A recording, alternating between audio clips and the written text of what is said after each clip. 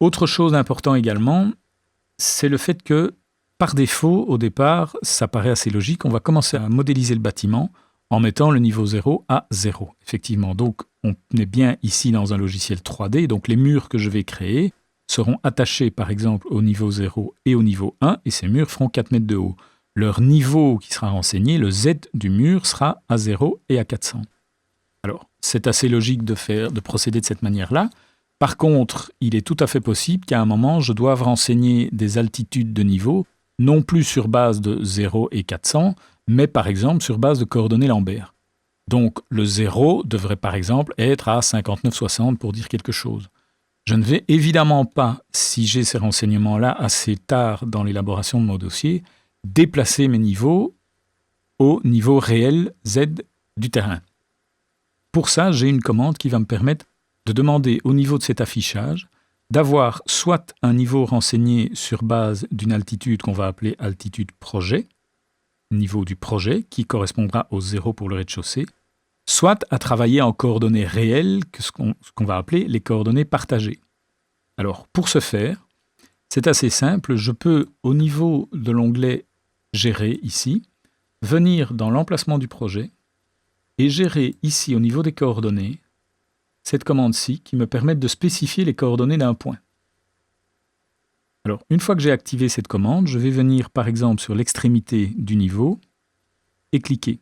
Alors, vous voyez que pour l'instant, l'élévation qui est renseignée, elle est bien de 400, puisque l'élévation réelle par rapport à mon projet est de 400. Mais je pourrais lui dire, eh bien voilà, moi, maintenant que le relevé géomètre a été fait, je sais que ce niveau 400, ça n'est pas 400, mais par exemple, je ne sais pas, mettons n'importe quoi, 1600. Voilà.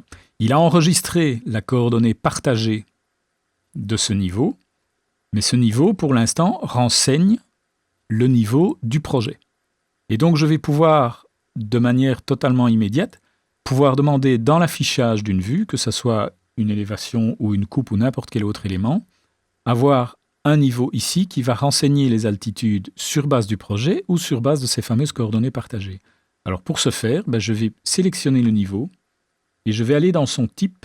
Alors nous verrons les propriétés d'occurrence et de type plus tard, mais cliquez simplement ici sur modifier le type et vous voyez que la propriété de type de ce niveau fait en sorte que la base de l'élévation qui est renseignée sur ce niveau, c'est le point de base du projet. Si je viens ici et que je demande point de topographie, vous voyez qu'à ce moment-là, il encode ici et là les valeurs qui correspondent aux coordonnées partagées que j'ai encodées.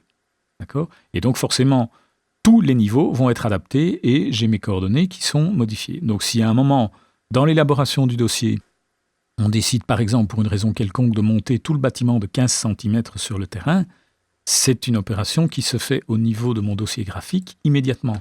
Je vais revenir ici simplement sur les coordonnées du point et plutôt que 1600, je vais mettre 1615 et vous voyez que tous mes niveaux sont automatiquement adaptés.